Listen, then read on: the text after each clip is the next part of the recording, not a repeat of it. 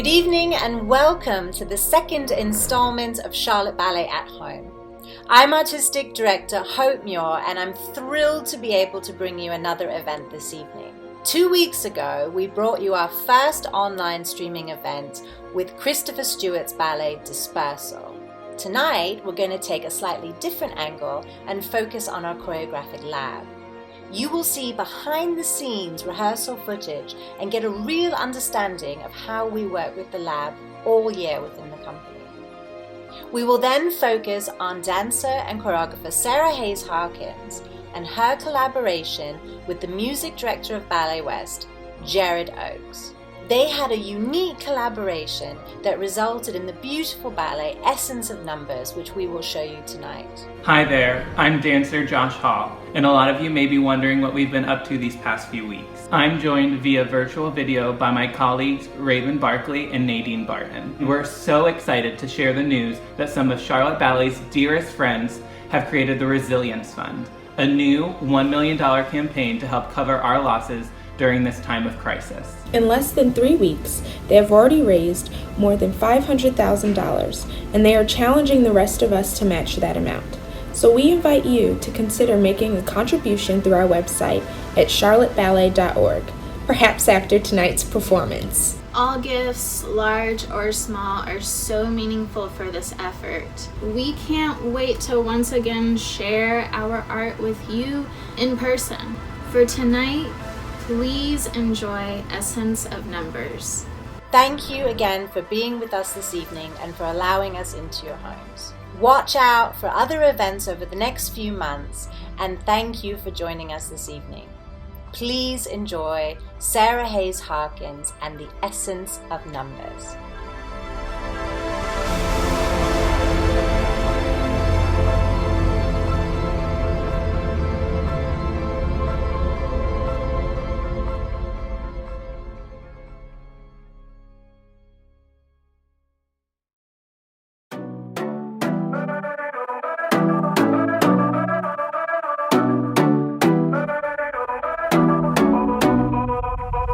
Think of this hip as the initiation that goes up your spine to throw, like that way.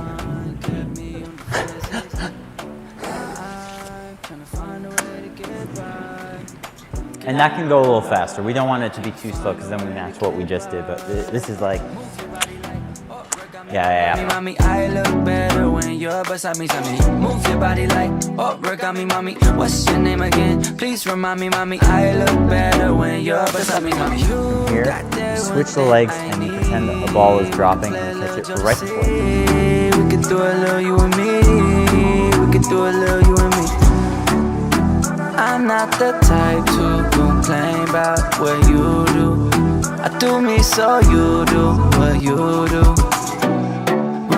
If you like to. The choreographic lab has developed from an idea that we had at Scottish Ballet. Actually, Christopher Hampson, the artistic director there, firmly believed in the fact that if you want to be a choreographer, one needs to practice their craft all the time. So he created a model where in-house the dancers would be challenging themselves to build their skills as choreographers. Or we get assignments that require us to collaborate with different people. It's a process. And how it starts is that you get an assignment, you complete the assignment, present it in front of the entire group, and then you get a next assignment that builds upon that assignment. In the hills, pull up to the mansion, you friend. I participated as a choreographer in that myself and found it hugely rewarding.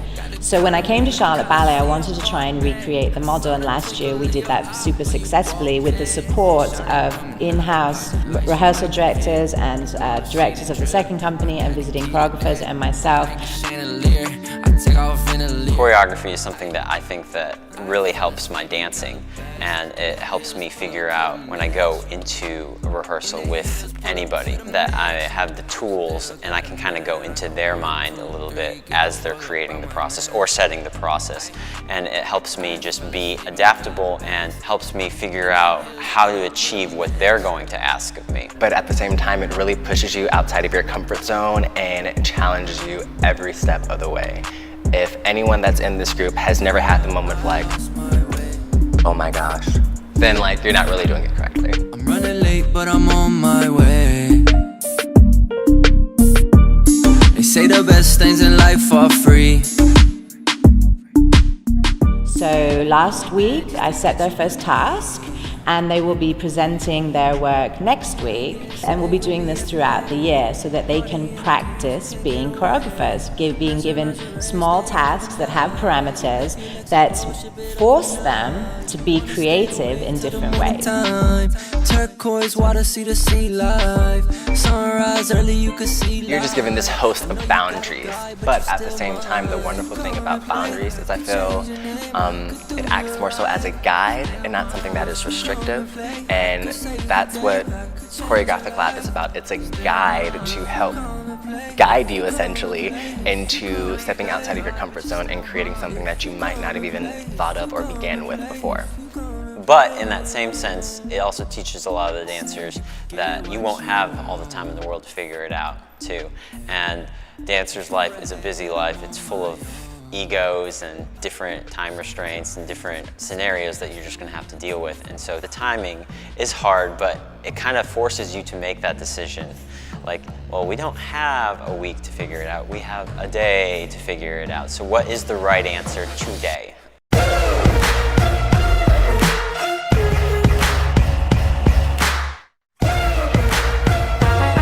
I don't know if I would call it competitive. I'm very interested in what other people do because it's a very broad spectrum of where you could go with it. And I think that's the coolest thing about what we're doing with all of this is that, which we know each other really well, but like, I just like seeing what other people come up with, and I just think it's cool. I mean, I'm like excited to see when somebody comes up with something that I didn't and then be like, that was amazing. Like, yeah, I wish I came up with something that cool, but at the same time, it's like, you go. It's fun to be proud of your friends and see them succeed, especially if it's like their first time trying or something.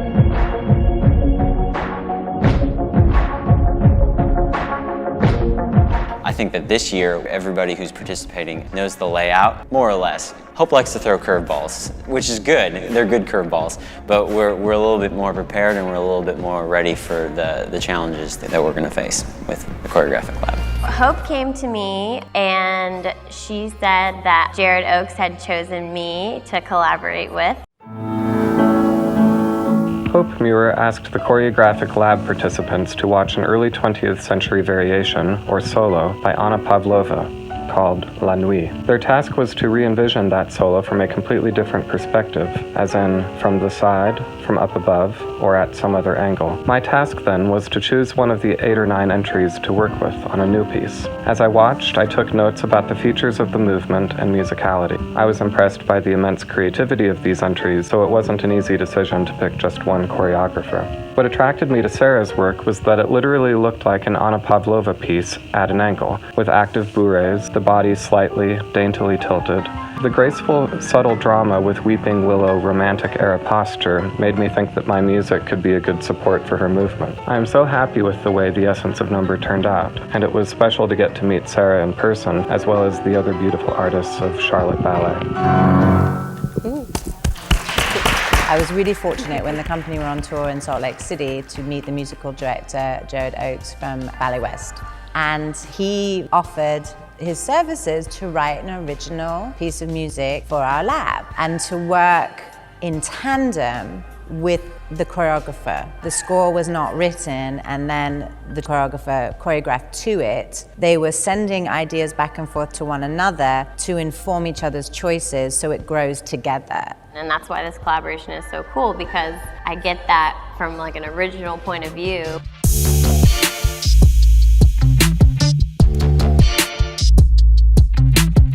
It's important to me to have creative individuals, curious individuals in the company. And I just love to be able to facilitate that. It gives them the tools, and if some of them do end up having a career in choreography, I hope that they'll find this has been beneficial.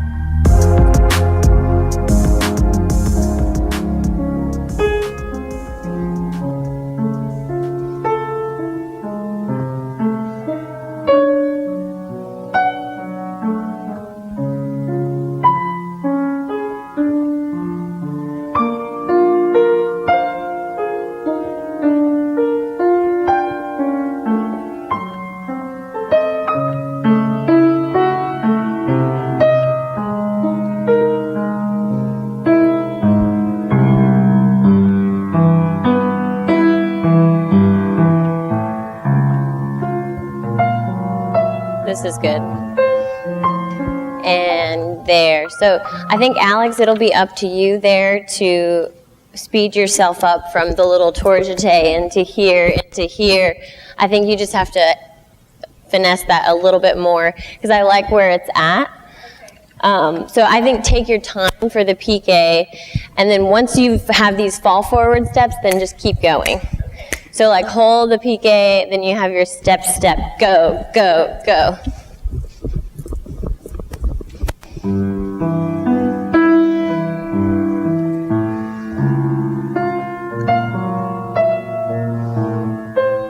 Turn, yeah, that's good.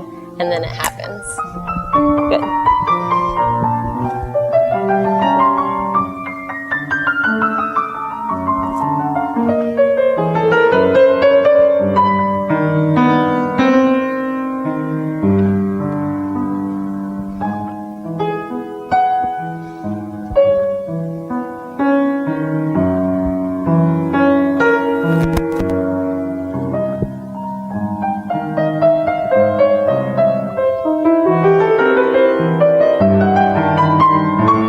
That's a good place to stop there. Nice. That was all good. We did, earlier today, we got together for just about 20 minutes and talked about some of the cues that we wanted to try to hit. So Jared is doing an amazing job of watching them and kind of trying to recreate those moments that we were trying to plan out, and that was awesome. I love the, when you lay back here, that's hitting a really nice note when you're on your knee. I'm not sure if it's on purpose, but I like it. I don't know if you heard it, but yeah, that note that right when she turns around, there's a pretty clear. Is this after hands? Just after hands? Yes, just after hands, that's right. And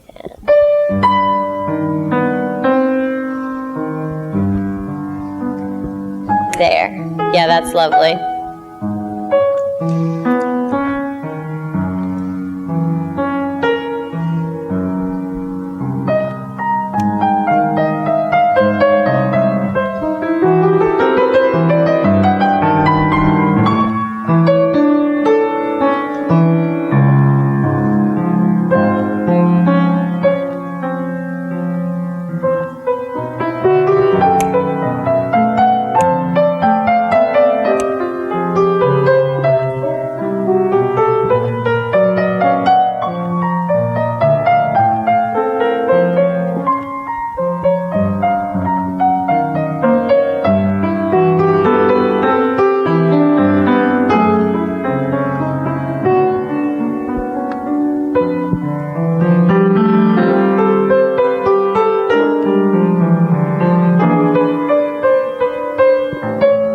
Nice, beautiful. We can stop there. That's amazing. Thank you. You're right. So right at that moment, he pulls her back with her leg, and that's when Ben will come from behind them and join, and then they do this really lovely little trio together. That was awesome. Thank you. So I think what's cool is that there's a lot of stuff in Jared and I's communication that we're finding out today that at least I've kind of just forgotten some of it because it's been such a long period of time. But he told me that I specifically mentioned that comment to him about making the Adagio heart-wrenching, and I was like, oh, did I really? That's so cool. Because it, and it is in a way, and there's that moment, and I was trying to tell Alex today, I was like, I want something here, like, and I think I said, like, from your soul, or aching, or I don't know what I said, but it was sort of like that sort of feeling, and I didn't even know that I had said that before. So that's kind of nice. But yeah, that gives you an idea of how it really has been a back and forth as much as we can make it one. The musical structure that I delivered, it was really exciting to see that the dance structure wasn't so literal, which I think makes the idea of the theme and variations even more exciting, that there are these different levels of variation happening at the same time. Yeah, because in a typical theme and variations, you would see just an opening section, and then you'd see just a trio, just a solo, just a pas de deux, and then, something along that lines. And I tried to integrate all 8 dancers in each movement so that it wasn't just one thing for one section. Which, yeah, I think I did that in all of them, actually. I used stuff from all of my tasks and choreography that I've done all year, I put in this piece. So when he sent me the first theme, you want to play just the beginning? I did a duet with Sarah LaPointe on Her and Myself, which was one of the tasks. I think Mark Diamond set that one in the fall. And I made it to completely different music. It was kind of electronic sounding, but it had a pretty steady beat. And so as soon as I heard this, I was like, oh my God, it'll work.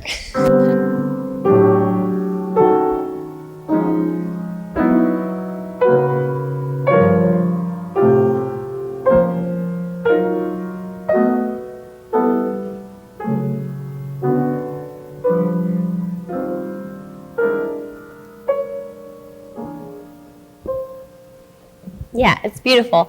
And it's different, you know, it gives your ear something to listen to that maybe you haven't heard before. And it was pretty even, and that duet that I had made was very even as well, and it was almost kind of robotic, like movement, movement, movement, movement. And so when I heard that, I was like, bam, opening scene, everybody on stage. And I just put that movement right in there because for me, it just worked. And that's helpful too when you are in a time crunch. Sometimes you do just have to use what you have. This is from the second variation, which is based off of this piece from Sleeping Beauty. So it's written in 5s.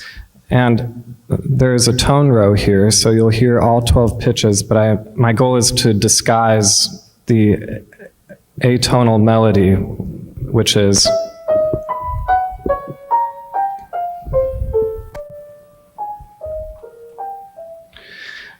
hopefully it doesn't sound that dissonant when you put it all together. This is the end of the second variation.